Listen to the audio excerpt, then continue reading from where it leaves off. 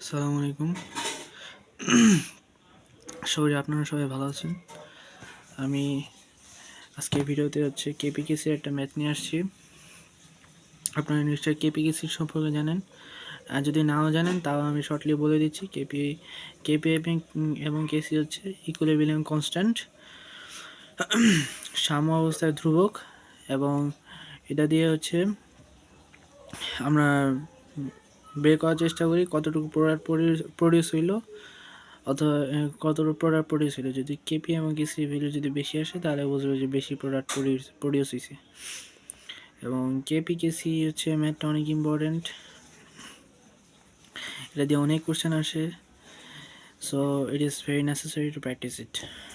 কোশ্চেনটা দেখেন, এখানে কোশ্চেন বলা আছে যে 25°C কোশ্চেন দেখা যাচ্ছে, এটা বলা আছে 25°C এক 25°C দেওয়া আছে। টোটাল প্রেশার দেওয়া আছে 180 এবং ডিগ্রি অফ ডিসোসিয়েশন দেওয়া আছে 80%। আমরা বের করতে বলছে partial pressure of PCl5, Cl3 and Cl2 and Kp এবং কেসি বের করতে বলছে। সো চলেন বের করি। প্রথমে আমি যেটা লিখবো এখানে সলিউশন।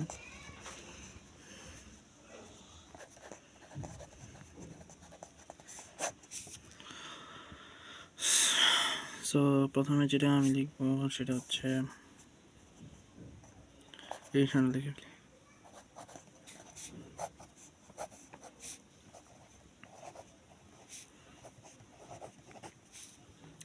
এখানে কি আমাদের ইনিশিয়াল ভলিউম দেওয়া আছে?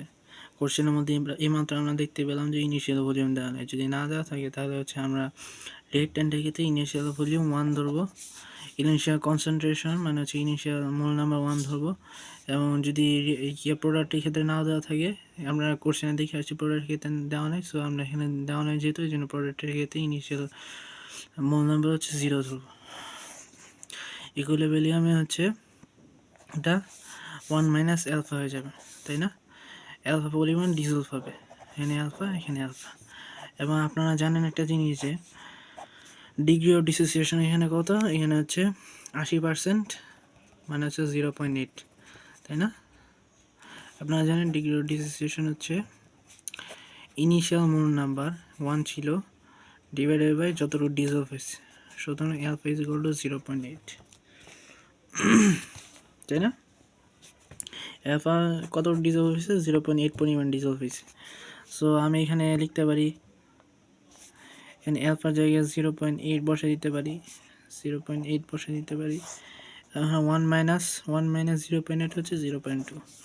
সো আমার এখানে কনসেন্ট্রেশনটা বাইরে হয়ে গেলো, কতটুকু মানে কতটুকু মোল নাম্বার এখানে বাকি আছে। এখানে 0.8 ডিজেল হয়ে গেছে, সো 0.2 মোল বাকি আছে। এখানে 0.8 মোল ডিজেল হয়েছে, এখানে 0.8 মোল আছে, 0.8 মোল আছে। সো এখান থেকে এখন আমি কেসি ভ্যালু বাই করার চেষ্টা করব।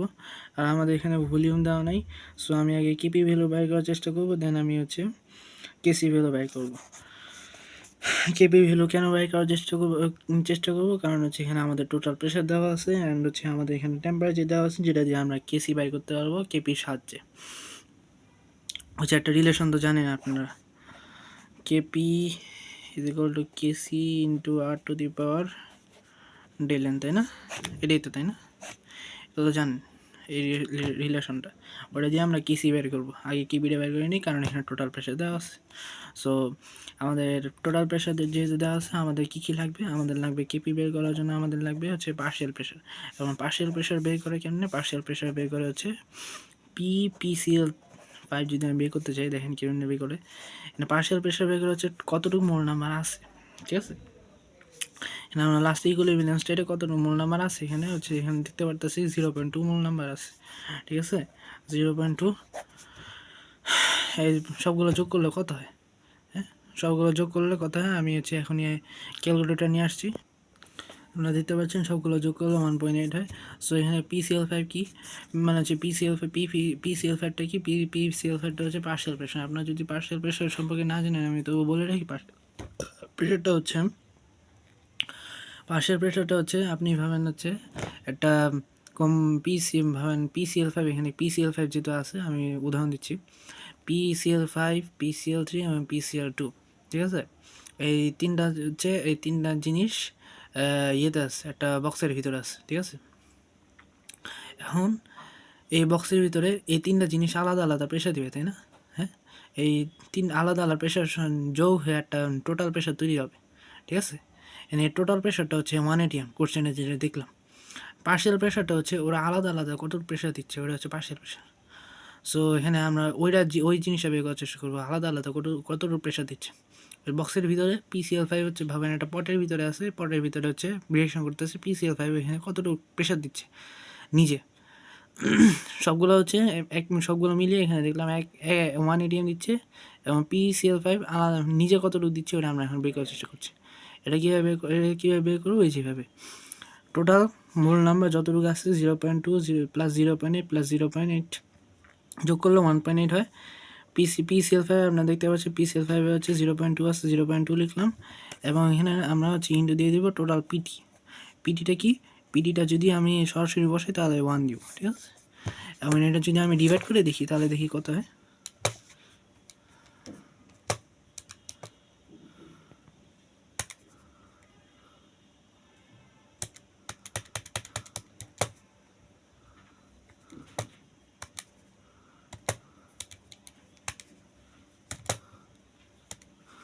জিরো পয়েন্ট ওয়ান ওয়ান, ঠিক আছে। পার্শিয়াল প্রেশার PCl কারণে 0.11 দেখতে পাচ্ছি। কীভাবে PCl3টা আমরা বের করার চেষ্টা করি, এখন তো আপনারা জানেন কীভাবে বের করতে হবে।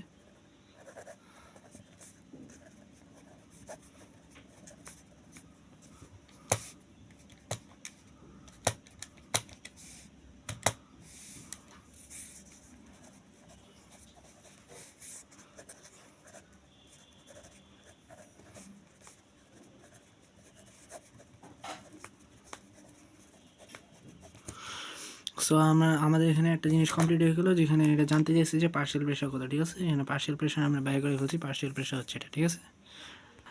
সো আমাদের কোশ্চেনে একটা জিনিস ছিল যে কেপি কেপি কত এবং কেসি কত। আমি এখানে পার্শিয়াল প্রেশার আছে, সো আমরা এখানে প্রথমে কেপি বের করবো এবং ওই কেপি কেসি রিলেশন দিয়ে দেন কেসি বের করবো, ঠিক আছে। কেপি বের করতেছি, তাহলে আমি পার্শিয়াল প্রেশার কত আসছিল 0.4। PCl3 এর পার্শিয়াল প্রেশার 0.44 ছিল, এবং PCl2 এর পার্শিয়াল প্রেশার 0.44 ছিল, ঠিক আছে। এবং PCl5 এর পার্শিয়াল প্রেশার ছিল 0.11, ঠিক আছে। কত আসে দেখেন,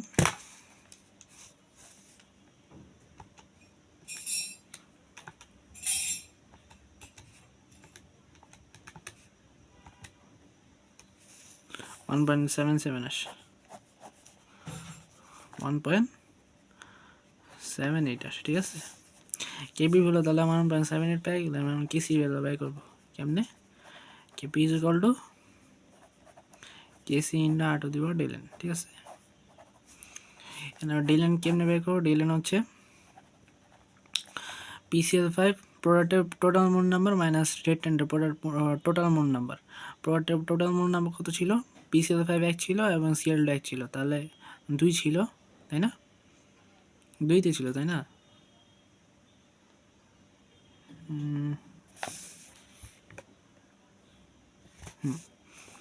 দুই তো ছিল, 1, ঠিক আছে। ডেল এন তাহলে হচ্ছে PCl3 মোড নাম্বার তো 1 ছিল, ঠিক আছে, তাহলে 1 আসছে। ডেল এনের জায়গায় আমি 1 বসাই দিই, সুতরাং KP is equal to KC